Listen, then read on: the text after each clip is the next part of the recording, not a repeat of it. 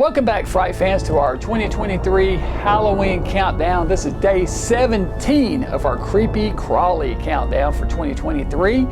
Yesterday we looked at the film Shivers from director David Cronenberg, which is a fantastic, creepy, crawly, and downright disturbing film. And one I love, of course, naturally, one I love. Yep, good old David Cronenberg. You can't go wrong with some of his stuff. Any of his stuff, really. All right, here we go. See what we're gonna look at tonight. Tonight, we're getting back to giant monsters tonight with what many of you told me in past countdowns is your favorite giant monster movie of all time. Yeah, what am I talking about? Huh? What am I talking about? I'm talking about them.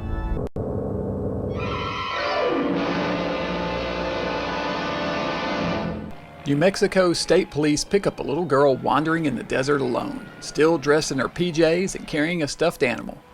She is silent, staring ahead as if in a state of shock. A little ways down the road, the police find an abandoned car hitched to a trailer home. It is torn to shreds as if hit by a hurricane.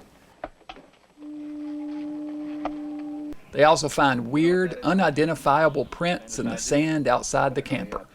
The local grocery is similarly smashed to pieces as well, and they find the store owner's body in the basement, dead.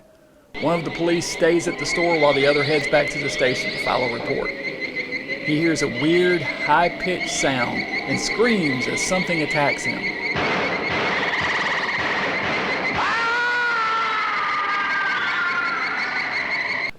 James Arness plays FBI agent Robert Graham, who shows up to investigate the incidents.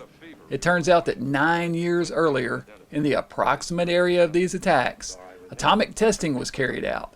A scientist named Dr. Medford, played by Edmund Gwynn, and his daughter, Dr. Pat Medford, played by Joan Weldon, are helping with the investigation and have a theory about what is causing the series of destructive and deadly attacks.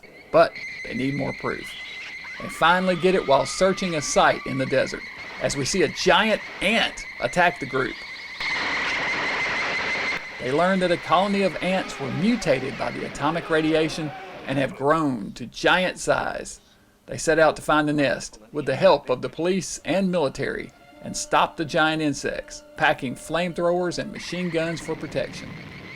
Directed by Gordon Douglas in 1954, Them is presented as a mystery with the attacks and destruction caused by unknown forces. We learn the true nature of the attacks along with our heroes, which is what makes this one work so well, along with great production value, monster effects, and music. Considered the best giant monster movie of all time by many people, this one is definitely worth checking out.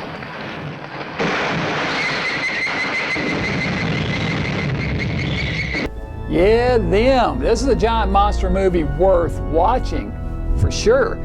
Yep, I think my favorite giant monster movie of all time is probably Tarantula, I think.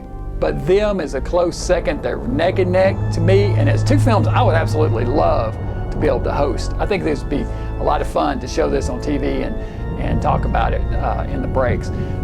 Military versus giant ants. I mean, what's not to love, right? Them. I think it's fun. It's one of those staples of the giant monster genre, and one of those films that everybody thinks about when it comes to giant monster movies. So I will say 4 skulls on this one. Could go 5, but I think 4's about right. So quality, 50s, sci-fi, atomic mutations. That was all the rage in the 50s, wasn't it? And it made for some damn good movies. So yeah, I remember seeing this one on TV as a kid and digging it. I thought the military versus the monsters was great. Those bugs, get them bugs. That's right, get them bugs. That seems to be the theme of almost all of tonight's movies. Get them bugs. So anyway, get your butt back here tomorrow night. We'll get more bugs. Until then, Dr. Gangrene saying, stay mad.